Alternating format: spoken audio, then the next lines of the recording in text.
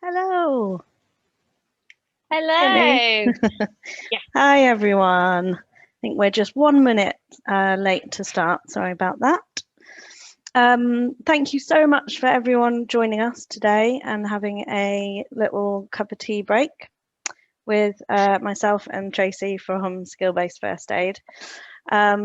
We are looking at mental health at work today and just doing a short half an hour covering lots of different things to do with how you can support your employees, well-being, and we'll look at the agenda in a minute. My name's Ceri, and I am the head of mental health training at SkillBase First Aid. And I'm with Tracey Dangerfield, who is the CEO, also a mental health first aid instructor and therapist. So, hi, Tracey. Hi, Ceri. How you doing? Yeah, I'm all right. I'm good. Thank you. Having a good day. Good. Should we skip into the agenda then? Yeah. So this is just a quick overview of what we'll be covering today. We put this together also with a lot of the questions that you've sent in mind. So these points here: workplace culture, looking at early signs and symptoms and how you can kind of spot those in the workplace with your colleagues.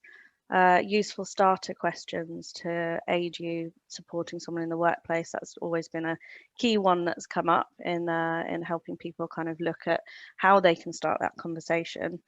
We're also going to look at some healthy boundaries in the workplace, and then also self-care and well-being. So looking after yourself, sort of first and foremost. So I guess we're just going to start really quickly with looking at what is mental health, which of course lots of people will have their own idea of.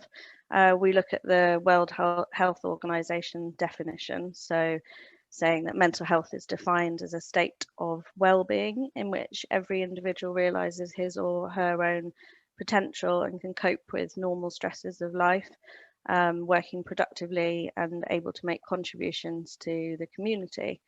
So that's the kind of definition, but what does this actually mean, Tracey? And can you kind of say, what is our mental health?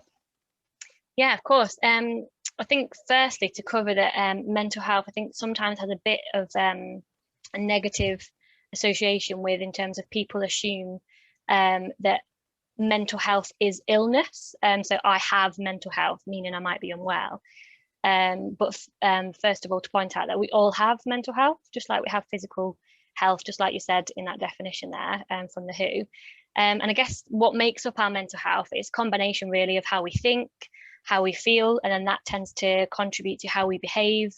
And then thinking about how we might cope with ups and downs in everyday life, and more recently, obviously, with the COVID-19 pandemic. What we think about our future and how we feel about ourselves and our life, how we view our self-esteem and our confidence, but also how we deal with negativity in terms of negative things that are out of our control and how we sort of manage those things that happen. And then also about stress, so how stress affects us. So it's quite a lot of things that make up our mental health. And I would kind of argue that there's no health without mental health, and that actually our physical health can be affected by our mental health, and our mental health can be affected by our physical health. If I suddenly had a physical injury that impacted in me being able to drive my car maybe, or being able to do something that a regular sport that I do, then that's going to have an impact on how I feel about my day-to-day life. So they're both kind of intertwined into each other. That's how I would summarize what makes our mental health. So yeah.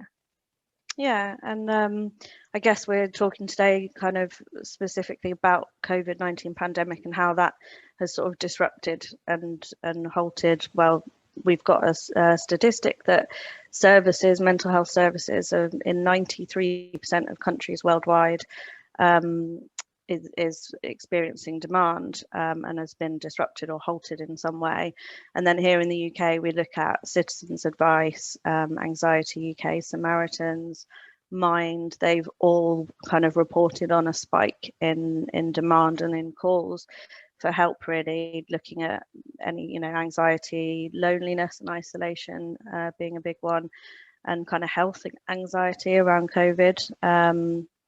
So and also the kind of big statistic really for me that stood out was the Centre for Mental Health report in October, predicting that up to 10 million people, which is 20% of the population of the UK, will either need new or additional mental health support as a direct result of the pandemic.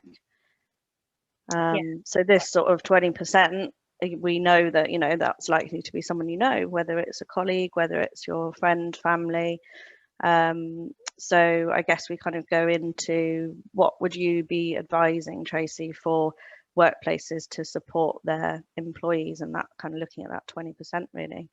Yeah, I guess first I'd like to point out, I guess, in the way that the slide says here about the 25%, so that in terms of that's the 1 in 4, which is probably the most popular statistic that's regularly reported on, and that was before COVID and before the pandemic. So this extra 20% is additional to that in terms of, so just to highlight that need there in terms of people needing support.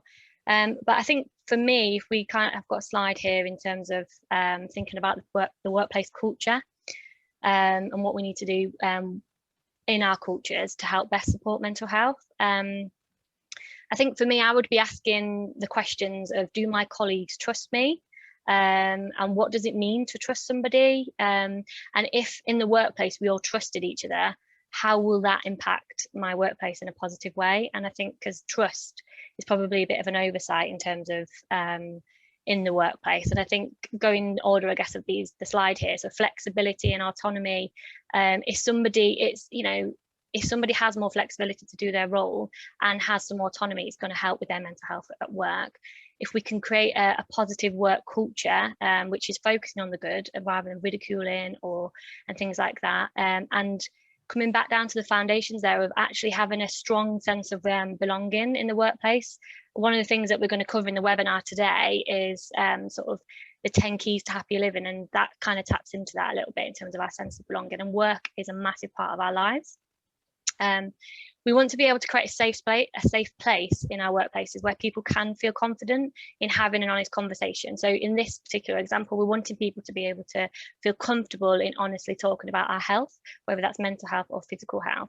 There are stigmas that are present that prevent us from talking about mental health, hence why there's days like today, like Time to Talk Day, to try and reduce those stigmas and help people talk more. But there's a lot we can do to help people open up as well. Rather than relying on people to reach out, we can also reach into people.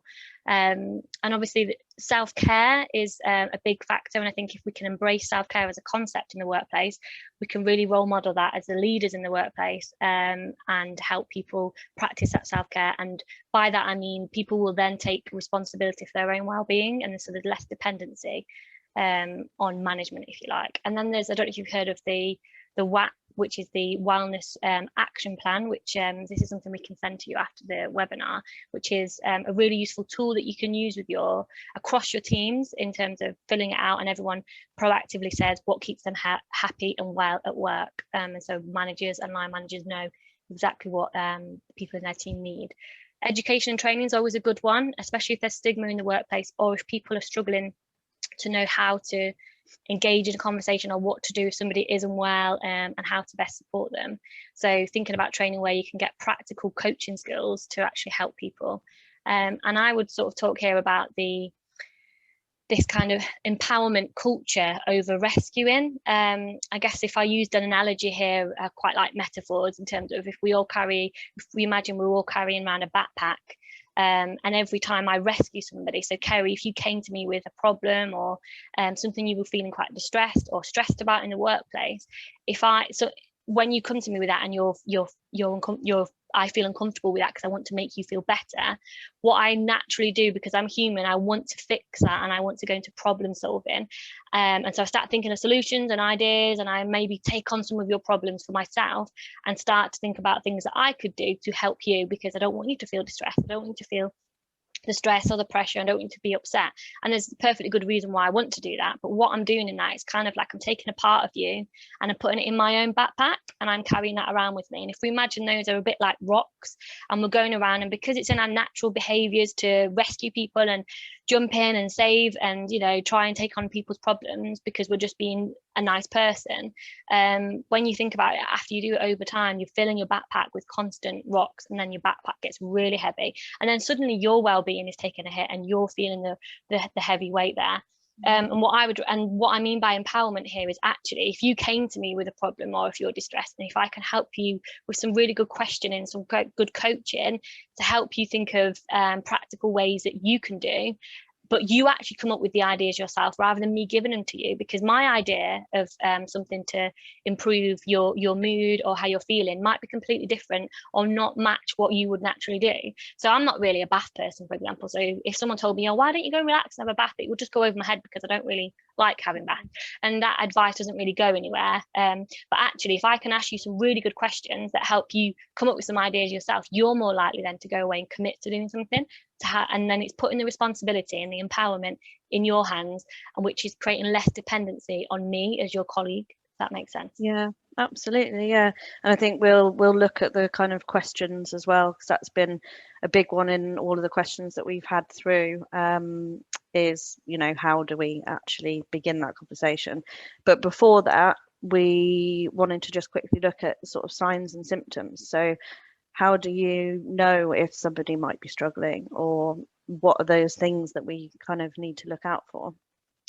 Yes, definitely. I guess the thing is, there's a wealth of symptoms and signs that are out there. So I tried to keep this, obviously it's a 30-minute webinar, so in terms of try to keep it into what we might see in the workplace, and some of these we would spot in different ways in the virtual world that we're working in at the moment. We would be able to spot if someone's had a decrease in their usual productivity at work, if there's been changes in their morale or their attitude at work, if there's absenteeism, which is where people are turning up to work, not turning up to work, sorry, but there may be they've got other reasons, other excuses, that because there's too much stigma to say, oh, I'm struggling with anxiety or I'm struggling with my mental health. So I don't feel comfortable in telling work that. So I tell work that I'm feeling physically unwell, I've got the flu, or I've got some back pain or something. It's much more acceptable for me to say that. So that's what absenteeism is. And that's quite high absenteeism. It costs the UK economy quite a lot. And then we've obviously got presenteeism, which can be a sign, which is where people are actually coming to work because there's a stigma there that there's a kind of, well, it doesn't matter, even if I've got a little bit of a cold or just generally if I'm struggling with my mental health, I must turn up to work, but I'm not going to perform as well because I'm unwell, and so that affects my productivity. Changes in appearance is quite a clear one. This could be either way, so somebody could have a decline in their personal hygiene or in their personal appearance, but equally the opposite, suddenly they increase the efforts that they make. So if it's a female, they might put more makeup on, or if it's a male, they might make more of an effort with their attire and things like that. So, and the reason being that someone might go the opposite is that they're trying to mask something, they're trying to hide that they're struggling because of stigmas and things like that. There might be frequent complaints of maybe being tired all the time, maybe unexplained. Oh, I don't know why I feel so exhausted. A lot of people talk about COVID fatigue at the minute. That seems like more of an acceptable word to kind of say, oh, I've got a bit of COVID fatigue. That can be a sign there in terms of some struggle, withdrawing. So, you know, if there's a team member that's suddenly usually quite active, maybe contributes quite a lot in meetings or speaks to you quite a lot on the work chat or whatever, but then that's changed. If someone's got really high emotions or they're easily triggered than usual before, in terms of an emotional reaction or their stress load, and then if you obviously notice if there's an increase in alcohol use. I mean, this particular one, it's not about judging people on how much they drink because everybody drinks different amounts of alcohol. But when we're talking to people, it might be finding out if they're drinking more or if they're drinking more than their usual, and that gives us a sign that they're potentially choosing to drink alcohol as a coping mechanism, and that's a sign that maybe there's some struggle there.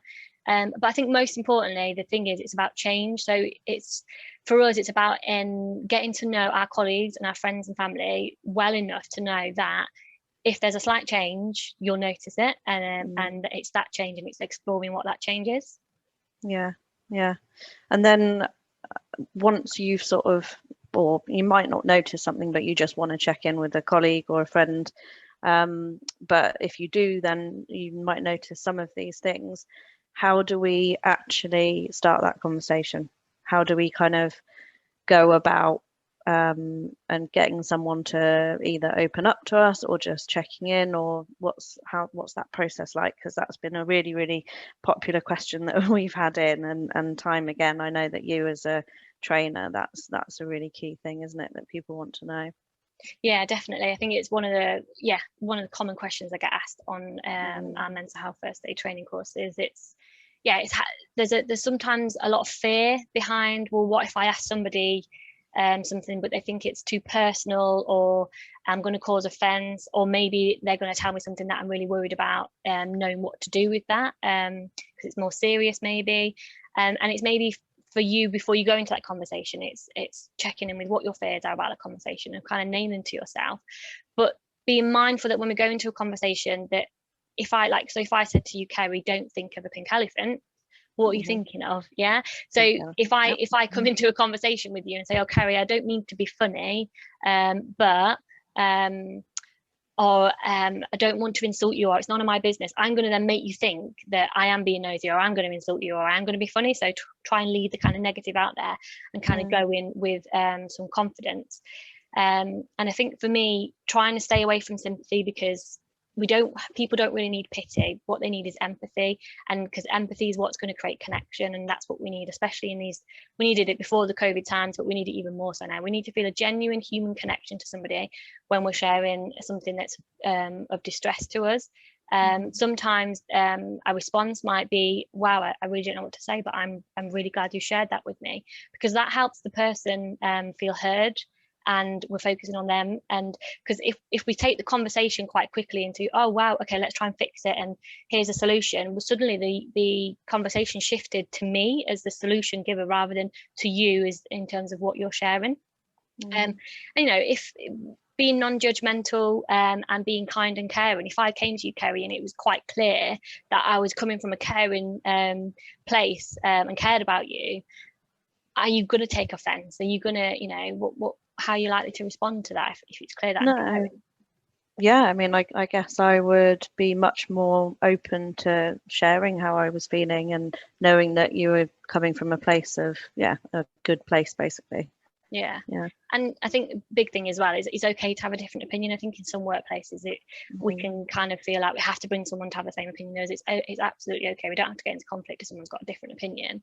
But there's some useful questions here as well, in terms of the usual kind of how are you, trying to think about different ways of maybe asking someone questions. I mean, the ask twice, I think how are you today kind of, or how are you is used as a greeting quite a lot in our culture. So if I came into work one morning and I sort of said, oh, how are you, Ceri? And you said, oh yeah, I'm good, how are you? And it's a greeting. Whereas if I stopped and said, yeah, but how are you really? And I'm asking you twice, it kind of stops you in your tracks and makes you think how you actually are. And then you're going to answer the question truthfully rather than being a greeting. So that can be really powerful just by a simple thing there, just asking twice. And sort of keeping things to fact. So, oh, I've noticed, Ceri, that in that meeting you didn't engage as much as you normally would. Is everything okay? Is anything happening? And things like that. So yeah, and then as the conversation progresses on, I've kind of broken it down into 4 areas here, really. So we really want to start with empathy, because we want the person to feel heard, understood, and valued. And then we go into fact finding, which is going to help us not go into solutions there. So actually, let's find out some more information, because my experience of what you're describing will be very different to somebody else's experience. So asking questions like, oh, have you felt like this before?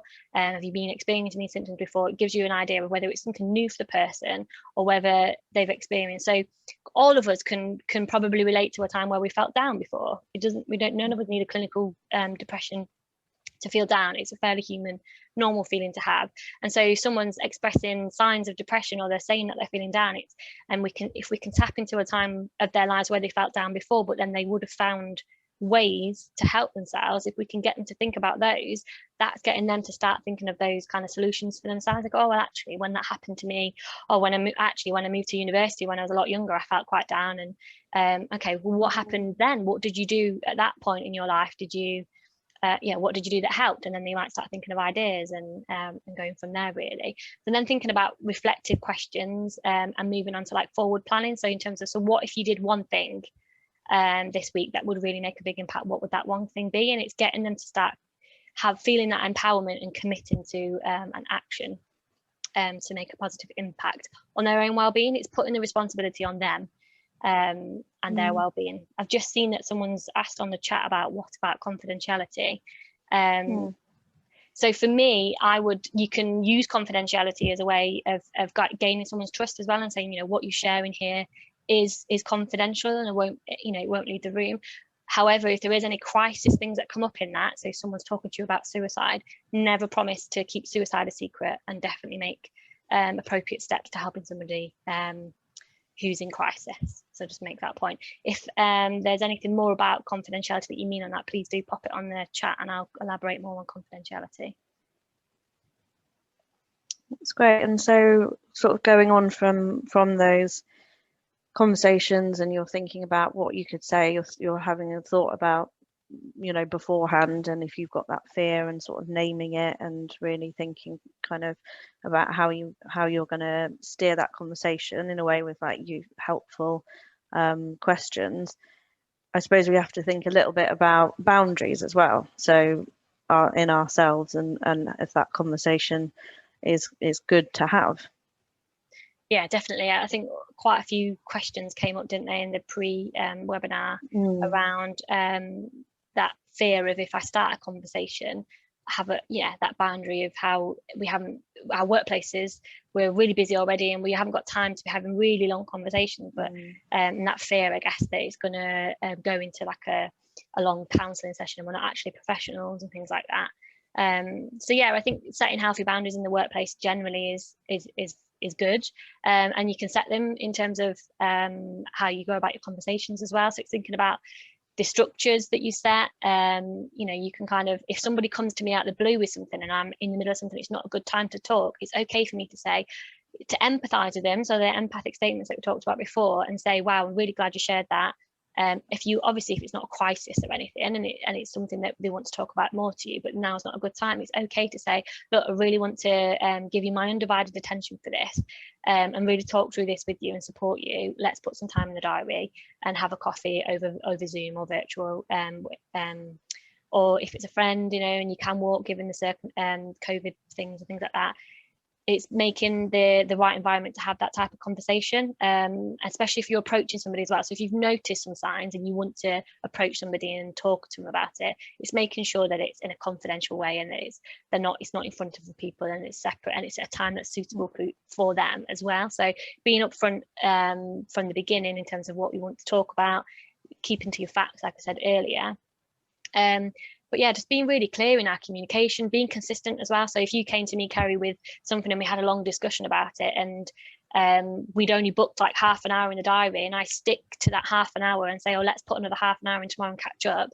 But then the next time I don't stick to that 30 minutes and I give you a good hour, and then the next time I don't run over the 30 minutes, it's going to make you feel a little bit, oh, well, it potentially could take it personally if I don't give you more time, when it's not personal. It's just to do with other things that I've got on in my diary. And so if you can be consistent in your approach like that in terms of boundary setting, then that's gonna help in that way, and being a role model of those boundaries that you do set for your team as well. Yeah, and I think just to talk a little bit more about the empowerment side of it. So why is it important that we empower somebody to kind of come to those conclusions themselves, or have a think about actually what it is that would help them, instead of telling them what to do? Well, I guess if you came to me, Ceri, with a problem, or you're distressed about something, and I tell you, oh, why don't you go and do X, Y, and Z? Well, are you likely to do it? If you're already feeling quite low, it's kind of a little bit like, oh, I might do if I feel inspired. I think in order for us to take action, we need to feel inspired, and we need to feel we need to feel energized about it. And if I've come up with the idea for myself, I'm more likely to go and do it, and then I'm going to feel a greater sense of achievement because it was my own idea and I've done it, rather than. And so I'm going to get a greater sense of reward, which kind of comes into this kind of next slide here in terms of like our happy chemicals and stuff. Yeah, so thinking about like ways of coping during the COVID-19, because a lot of questions that came in, how can we support people who are in isolation and things like that. And I think I really like this breakdown here about happy chemicals, because I think sometimes it's quite clear in like the media, or genuinely we kind of know from our friends that, you know, exercise and eating well is going to make us feel good. And you know, some people might talk about mindfulness and meditation, but I'm not quite sure what that is. And whereas this actually breaks down in terms of what it is that you need. So, you know, if I'm needing endorphins, and maybe it's getting on Zoom with my friends and having a good laugh, or maybe it's actually watching a comedy or something, or if I'm needing a sense of reward, so some dopamine, maybe it's about creating a to-do list and ticking things off, because that does create that dopamine in the brain. If I'm not feeling well enough to make a to-do list, maybe I'll write things down that I have achieved throughout the day, so then I've got a to-do list, so then it makes me see what I've achieved over the day, and it kicks in that chemical as well. And it's kind of, and this is really useful to break down when someone's coming to you with if they're feeling distressed, because it will help you break down what it is that they need. Some people want to come to you and they want to express it. Some people want to come to you for a nice distraction and a bit of laughter, especially if it's your friend or even your colleagues. They want a distraction from the problem that they're facing. They don't necessarily want you to go into problem solving. And you know, they might need, you know, if we're feeling really stressed and stress triggers us to be quite angry, maybe I need some kind of mood stabilizer. And so thinking about doing things that help steady my mood, like mindfulness or exercise or relaxing bath. Mindfulness doesn't have to be the whole sitting down and meditating. It can be anything that you do that's all you think about when you're doing it. So a mindful activity could be, some people get mindful activity from like colouring or knitting, or anything that any kind of hobby or thing that you do, cooking, anything that you do that in that moment it takes you away into that activity. That's a mindful activity that's really going to help reduce stress and increase that serotonin in the brain. What is laughter yoga? Someone's just asked that. Yeah, it's like a structure that you follow as a facilitator who does really silly things that you follow that actually creates fake laughter, but as a result the body starts to naturally laugh, and it's a really good way of increasing those endorphins, and you feel really good afterwards. Have you ever tried it then? I have, yeah. I've not. Yeah, it's really funny. It's one of those things where you feel really uncomfortable at the beginning, especially when you're in a room full of strangers. But it by the end, you're all just laughing. Yeah, it's really great fun. Someone's just said on the chat that they've done laughter yoga, and it is really great fun. Yeah, it's really fun. But yeah, it's one of those things that if you can do a bit of laughter yoga on yourself by just fake laughing and seeing what it does. I don't know if you can ever relate to, Ceri, when it's a really serious situation and you start laughing. Like sometimes funerals happen like that. That is probably the body's natural way of helping you cope in that moment, because laughter is releasing some endorphins to help with that situation. It's a painkiller of that heartache that you're feeling at the moment. Does that make sense? Yeah, definitely. And that ties in really nicely actually with the 10 keys to happier living. We just quickly go over that because I've noticed it's already half an hour. Got so much more to tell you. Yeah. So tell us about the 10 keys to happier living. So yeah, if anyone's not come across Action for Happiness before, I'd really recommend that as a charity. It's so good at promoting happiness and the science behind happiness. And they use this, the 10 keys here, that spells out great dream. And with the COVID-19, I would be looking at this and thinking, okay, well, my life's obviously changed because I can't do the things that I would do before. Think about what it is that you're missing. So say, you know, I'm really missing going eating out with my girlfriends, for example. And it's like, okay, so what is it about eating out with my girlfriends? Okay, well, it's about connecting. So that relating section of the great dream, it's about connecting with people, but it's also about the food and enjoying the food, kind of living more like that's part of the awareness, and me living life more mindfully, and looking for what's good. Part of my emotions, it makes me feel good to be around my friends. And breaking it down into understanding which areas of the great dream that particular activity that I'm missing does, helped me be more creative and thinking about an alternative. Because it might be like, oh, well, I did a Zoom with my friends and I had my dinner with them, but it wasn't quite the same. And so it might be like, oh, is it the type of food that you're eating? Do we need to do something creative in the kitchen and get our creative juices flowing in terms of cooking something different? And it's thinking about, like, you know, a lot of my friends really miss going out dancing or things like that. And it's like, what is it about dancing? Is it the music? Is it the being around people? And if it's the music, then make a good playlist and escape in the music. If it's about people, then take lead and make connection with people, because it's your own well-being, and the more you take responsibility for it, the happier you're going to be. Absolutely. Yeah, well, that is all we've got time for. But we you know, we really hope you found some bits of this helpful, and we've had loads of questions in, so apologies if we've not covered exactly what you were asking. We will be sending out an email tomorrow, which has got a toolkit in.